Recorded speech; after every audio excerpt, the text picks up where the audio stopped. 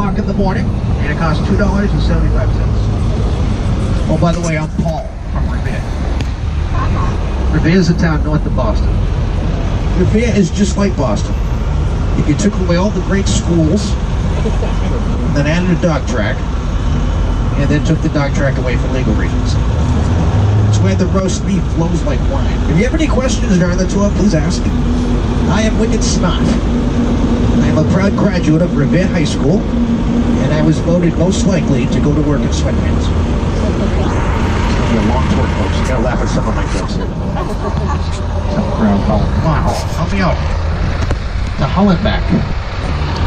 You notice up ahead there's a tall obelisk over the highway there, and that marks the bloodiest battle of the American Revolution. The battle for Bunker Hill. We're going to see that a little bit later. Yeah, Boston's a very old town. It was founded almost 400 years ago. In a lot of ways, it's where America was born. Boston is 145 years older than the American Revolution. It started in the 1770s. It's a very significant town. I never appreciated growing up here in the city. And then I moved away for many years, and I came back and I realized how important Boston is as a city. The biggest industry nowadays here is medicine. It started off as a shipping port, and it's where the American economy started, the Northeast. Yeah, medicine is a big deal. Up ahead is Mass General Hospital. It's one of the best in the world. The top three industries in this state are finance, because we have the second busiest financial district in the country, and then medicine, health technology, and then education. It's a big college town. There's so many schools around here. It's the kind of town where you move here for school and then you stay because it's not as expensive as New York. It's a pretty young town. Boston's average citizen is 36 years old. Which sounds old to children, but that's fairly young. That's been Homer Simpson's age for the last 25 years. So it's a pretty young town. It's a very growing town right now. Boston's getting a lot bigger. We're going to see a lot of construction sites throughout the tour. More construction sites in Boston right now than any other town that I've lived in Boston. You should definitely come back here in a few years. You're going to see a lot of changes. Skyline's getting bigger. What's that?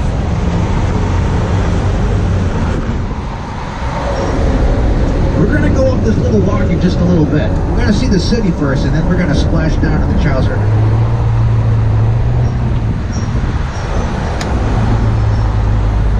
Yeah, most of what we see on this tour used to be water. Boston's all built around the shipping ports. It's also built within the protection of harbor islands, so when the British forces evacuated, it was almost impossible for them to reinvade because of all those harbor islands. They could put the cannon out there and protect Boston.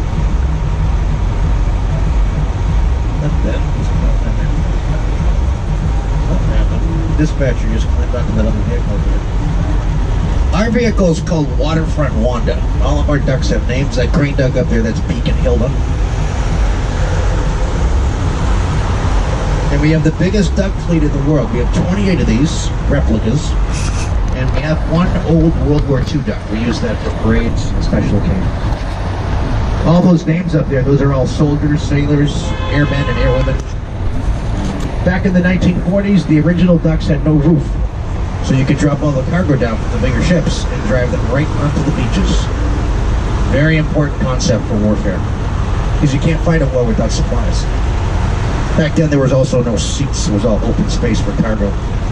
You'll see them in movies, but most of the time they're digital, they're CGI. Not a lot of cities have the original ducks. I believe Dublin still has the original ducks. Okay, so this part of town we're coming into, they call it the West End of Boston, which is very confusing for tourists because the West End is northeast. They named this the West End long before they filled in most of the city. So if you're going to walk through Boston, especially the older parts, bring a map with you. It's really not that big of a downtown. It's just a strange layout of streets with no street grid. And it's kind of hard to find through streets, so you know where you're going. It's one of the best walking cities in the country. Just a weird layout. And if you ever want to take that Green Line trolley to get around, just remember if you're going inbound, that means you're going to Old Downtown. That's Park Street Station and Boston Common. And that's where you can switch over to the Red Line if you want to go to Harvard. You can also walk over to the Red Line from here. It's not far at all. This Charles River is a great shortcut to get around. Yeah, when I was a kid growing up here, I always thought Boston was this big city, and then I moved to New York for many years. And then when I came back, I realized how small Boston is. It's got the amenities of a big city, but it's very small. Now, when I say that, I'm not talking about the entire city, because there's a lot of neighborhoods that you'll probably never see as a tourist. So it's a good-sized city if you add up those neighborhoods. About 48 square miles. But it's also 40 miles of water, making it very difficult to drive, because a lot of the neighborhoods are separated by bodies of water. You don't have to drive Boston, you can walk Boston. Yeah, these cars right here are sitting in the rush hour trying to go under the city. 15 years ago, they built a tunnel under Boston. They called it the Big Dig Project. It was very controversial. They built most of that tunnel through landfill, and they found thousands of leaks underneath the city. Leaks are under control. The Big Dig is fully operational. It's part of an overall overhaul of the entire highway system. Now, you can totally avoid that traffic by not taking the highway. Our main sports arena is coming up on the left. It's called the TD Garden. Home of the Celtics, the Bruins. Boston's a great sports town. We do all the victory parades for the championship teams. We've done 5 Patriots parades, 3 Red Sox, 1 Celtic, and 1 Bruin parade. That's 10 championship parades since 2002.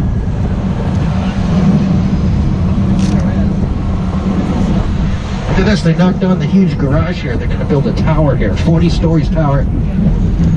There's a huge demand for housing right now, because all these corporations are moving in. You need more housing, you need more parkland. It's a much different city than when I grew up in. It's much cleaner.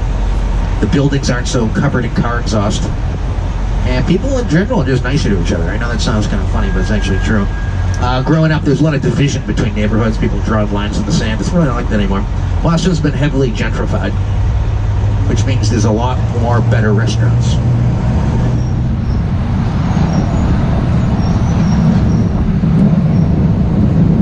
So we're coming into Government Center. Boston is the capital of Massachusetts. It is the most populated city in New England. It's about 670,000 people. And that does not include the students. With the students, it's over 800,000 people.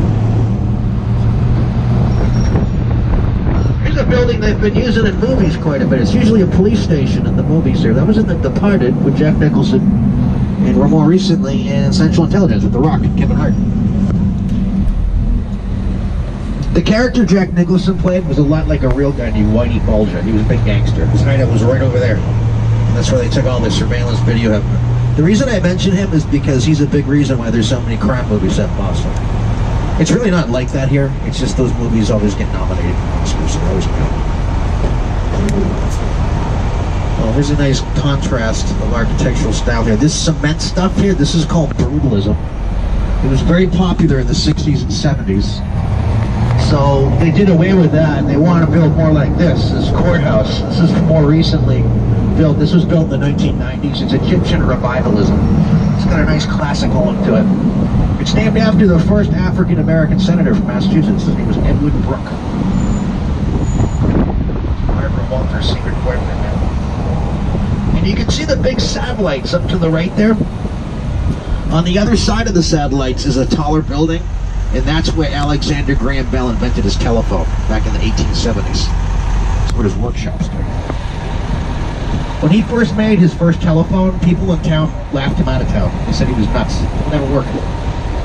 So he went down to Connecticut and he built a switchboard. And then he brought it back here and he connected all the different fire departments so that the captains could talk to each other. And he proved to people that it was a great invention. A lot of great inventions are usually shot down by most people at first. My brother Bob showed me the internet for the first time in 1993. I told him he was nuts. He said, "You're wasting your time." You know, we all have it in our pockets. And that's why Bobby is a PhD in computer science. And I'm wearing this hat. Should have bought some chairs. There's an awesome neighborhood coming up on the left here. It's called the North End. That's our little Italy. Over 100 Italian restaurants over there. You got Paul Revere's house, a museum, and the Old North Church. You can see the big white steeple up to the left there. And that's where they put the 2 lanterns the night Paul Revere's ride, 2 of by sea.